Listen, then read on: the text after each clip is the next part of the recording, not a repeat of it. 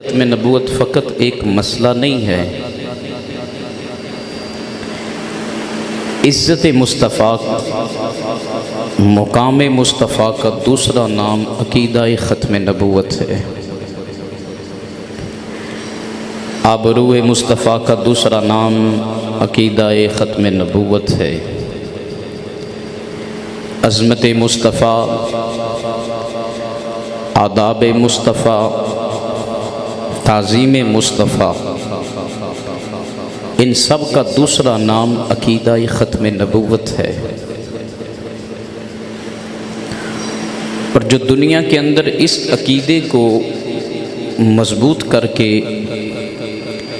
پختگی اختیار کر کے زندگی بسر کرتا ہے تو پھر میرا مالک اس عقیدہ ختم نبوت کی وجہ سے اس مسلمان کو اپنی حفاظت کی چادر میں جگہ عطا فرماتا ہے۔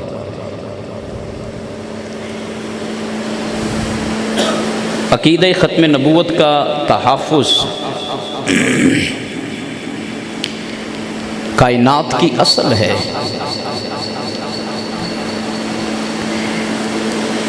عقیدہ ختم نبوت کا تحفظ ایمان کی جان ہے۔ عقیدہ ختم نبوت کا تحفظ جنت حاصل کرنے کا بہترین ذریعہ ہے۔ عقیدہ ختم نبوت کا تحفظ رب کی رضا، رب کی خوشنودی حاصل کرنے کا بہترین ذریعہ ہے۔ عقیدہ ختم نبوت کا تحفظ مسجد نبوی اور بیت المقدس کے صحن میں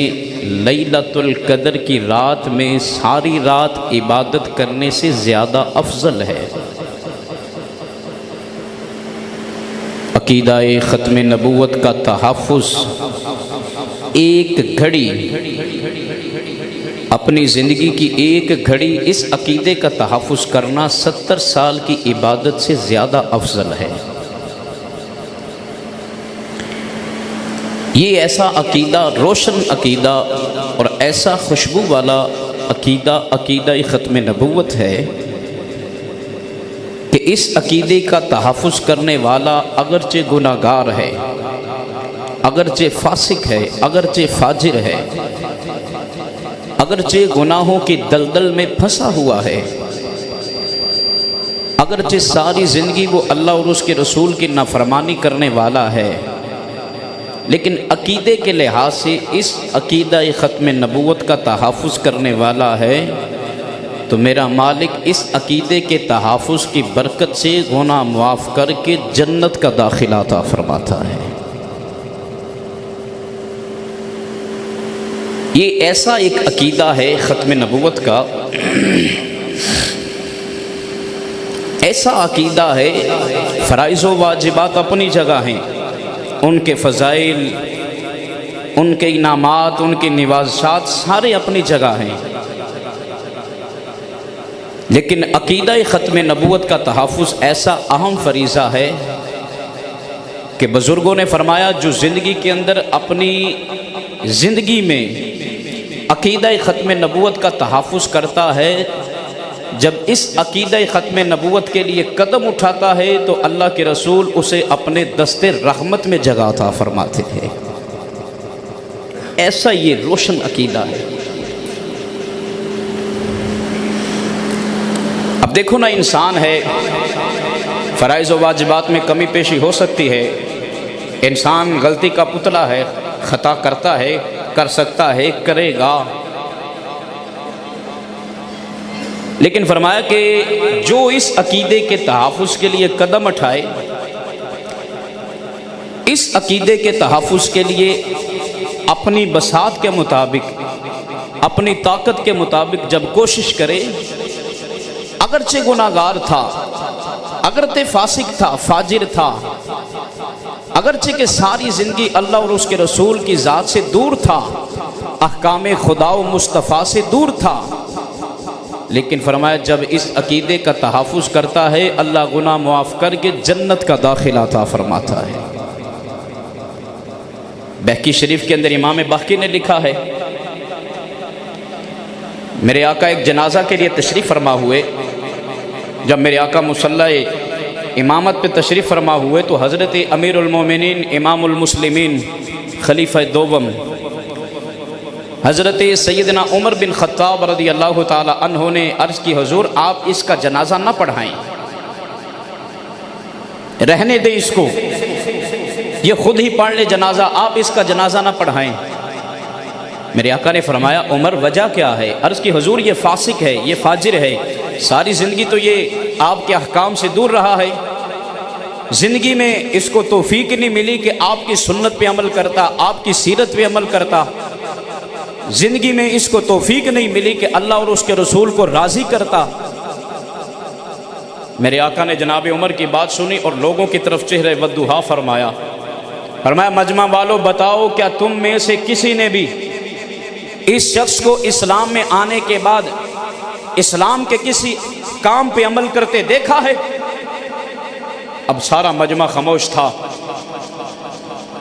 حضرت امام بہقی نے لکھا ہے، میرے آقا نے جب فرمایا کہ تم نے میں سے کسی نے بھی اس کو کوئی اسلام میں اسلام کا عمل کرتے دیکھا ہے؟ ایک شخص کھڑا ہو گیا، عرض کی حضور میں نے دیکھا ہے۔ میرے آقا نے فرمایا کیا دیکھا ہے؟ عرض کی حضور اس نے ایک رات خالصتاً اللہ اور اس کے رسول کی رضا حاصل کرنے کے لیے مدینہ کی سرحد پہ پہرا دیا تھا، ایک رات اس نے پہرا دیا تھا۔ امام بہقی فرماتے ہیں پھر میرے آقا نے اس کا جنازہ پڑھایا، جنازہ پڑھانے کے بعد ہمارے نبی نے پھر اس کو اپنے دستے مبارک سے ید اللہ والے گورے گورے نرم و نازک ہاتھوں سے قبر میں اتارا۔ کیا قسمت ہے اس خوش نصیب کی۔ جناب عمر کہیں کہ حضور اس کا جنازہ رہنے دیں، یہ فاسق ہے، یہ فاجر ہے، یہ ساری زندگی گناہ کرتا رہا ہے، یہ تو اللہ اور اس کے رسول کی ذات کا باغی ہے۔ میرے رسول نے خود جنازہ پڑھایا، میرے نبی نے جنازہ پڑھا کے اپنے ہاتھوں سے اس کو لحد میں اتارا، میرے نبی نے لحد میں اتار کر اس کی قبر پہ اپنے ہاتھوں سے خود مٹی ڈالی، اور میرے نبی نے قبر مبارک پہ مٹی ڈال کر فرمایا، اے صاحب قبر، تیرے دوست اور تیرے ساتھی خیال کرتے ہیں تو دوست کی ہے، تیرے دوست اور تیرے ساتھی یہ تصور کرتے ہیں تو جہنمی ہے، میں اللہ کا رسول تیرے جنازے کی امامت کروا کے، میں اللہ کا رسول تجھے اپنے ہاتھوں سے لحد میں اتار کر، میں اللہ کا رسول تجھے اپنے ہاتھوں سے دفنا کر، میں اللہ کا رسول تیری قبر پہ مٹی ڈال کر یہ اعلان کر رہا ہوں، جب تیرے ساتھی تجھے جہنمی سمجھ رہے تھے،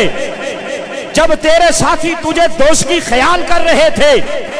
اللہ کا نبی تیرا اعلان کر رہا ہے، اللہ کا رسول تیرے جنتی ہونے کا اعلان کر رہا ہے۔ اے بندہ مومن، مدینہ کی سرحد کا اللہ کی رضا کے لیے ایک رات پہرا دیا تھا، ایک رات کی وجہ سے اللہ نے تیرے ساری زندگی کے گناہوں کی معافی عطا فرما دی ہے۔ ایک رات تیرا پہرا تھا، معاف کر دیا۔ علماء فرماتے ہیں لوگوں سمجھو، جو مدینے والے آقا کے شہر مدینہ کا ایک رات پہرا دیتا ہے، مدینہ والے آقا کے شہر کی ایک رات حفاظت کرتا ہے، فاسق بھی تھا، فاجر بھی تھا، جو کچھ بھی اس کے عمل تھے اس کے تھے، اللہ کی رضا کے لیے اس نے پہرا دیا تھا، اللہ کی رضا کے لیے اپنے نبی کے شہر مدینہ کا دفاع کیا تھا، تو اللہ کے رسول نے اس کے جنتی ہونے کا اعلان کیا۔ کیوں؟ اللہ نے جنت کا وعدہ فرمایا ہے، فرمایا سوچو جو مدینہ والے آقا کے شہر کا ایک رات پہرا دیتا ہے اللہ اسے جنت عطا کرتا ہے۔ ارے جو مدینے والے آقا کی ختم نبوت پہ ایک گھڑی پہرا دیتا ہے، سوچو اللہ اس نصیب کو کتنا اعلیٰ مرتبہ مقام عطا فرما دے گا۔